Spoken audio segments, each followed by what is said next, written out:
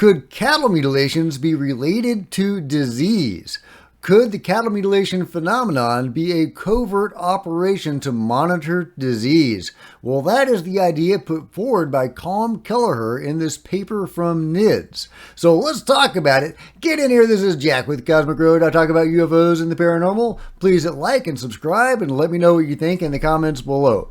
Okay, if you don't know what NIDS is, it's the National Institute for Discovery Science, founded by Bob Bigelow to investigate paranormal and alien activity, most famously at Skinwalker Ranch. And Colm Kelleher was the head of NIDS. And they investigated a lot of things, among them, of course, cattle mutilations, because those were occurring on Skinwalker Ranch. Okay, here's the abstract. I'm not going to read the whole paper, just this one page, don't worry. We present evidence that a correlation exists between reports of animal mutilation and the emergence of a transmissible spongiform encephalopathy. Oh my God, if you can say that word, congratulations. But that disease epidemic in North America. We show that sharp instruments are used in animal mutilations. We focus attention on the temporal and geographical overlaps between animal mutilations and TSE epidemics in northeastern Colorado. We show evidence that patterns of animal mutilations conform to covert but classical wildlife sampling methodologies for infectious diseases.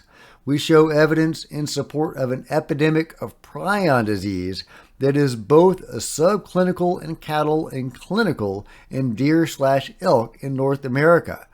And, David Paulides talked a lot about the prion disease in the deer and the elk, and one of his latest movies about the missing 4-1 phenomenon.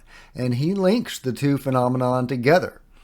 Colm says, we describe evidence from 2 laboratories that a number of prion diseases in humans are misdiagnosed as Alzheimer's disease and therefore currently escape detection.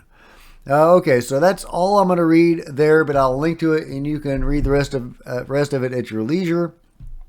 But so why am I bringing this up? Well, obviously, it could be an explanation for cattle mutilations if it's some sort of covert group monitoring prion disease, right? Across various species in this transmissible spongiform encephalopathy. I'm mispronouncing that, but yeah. So if they're monitoring those diseases, well, first of all, who is doing that, right? Because they're using alien technology to do this. So is it humans? Is it non-humans? What's going on? We just don't know. There's obviously a lot of UFOs in conjunction with cattle mutilations, anomalous features of cattle mutilations, etc. I'm not going to go through a breakdown of the anomalous features of cattle mutilations right now. But when I first read this theory of Colm Kelleher's, I thought, well, that's, nonsense. Clearly, cattle mutilations aren't restricted to cattle, and they've been going on for hundreds of years. For example, in 1606 in London, there was a rash of sheep mutilations. In one particular incident, over 100 sheep were slain at once. This article just talks about that one incident. 100 sheep were said to be slaughtered. The whole carcasses remain, including the fleece, but some of the tallow and innards are missing. So yeah, it goes back at least into the early 1600s, and it's not just cattle, it's many different animals. Famously there's Snippy, the horse, in the 1900s. But you know what? Colm might be right. Colm might be right, because I looked up sheep diseases in England prior to 1800, and what I got was sheep scrapie and deer rabies in England prior to 1800. Well, what is sheep scrapies? Yeah, we're going to find out. Yeah, it's the scrapie in sheep and goats is the first described transmissible spongiform encephalopathy. Exactly what Colm Kelleher is describing, guys. So that's insane that there was this epidemic of a disease that I can't pronounce that was occurring in that region among the sorts of animals that were targeted for these mutilations.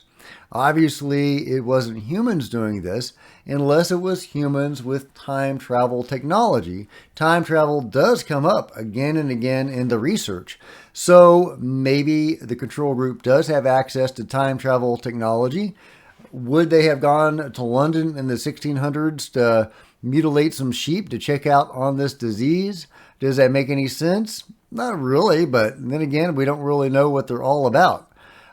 Could aliens or non-humans have done this? To me, that seems more likely that this is carried out by non-humans.